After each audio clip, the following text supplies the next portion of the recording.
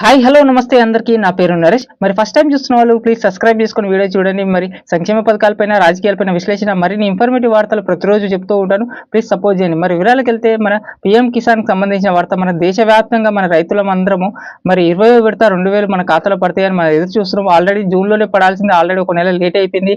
19వ విడత ఫిబ్రవరి 24 పడింది కదా, ఇప్పుడు మొన్న 18, 19 తారీఖే పడతాయి అన్నారు. పీఎం మరి నరేంద్ర మోడీ గారు మన బీహార్లో జరిగిన ఒక సభలో 18వ తారీఖున విడుదల చేస్తా అన్నారు. ఆ సమాచారం ఉండేది, అప్పుడు కూడా క్యాన్సిల్ అయింది, మళ్ళీ వాయిదా పడింది. మరి ఈ నెల జూలై నెలాఖరులోగా లేకుంటే ఆగస్ట్ ఫస్ట్ వీక్ లోపల పడతాయంట.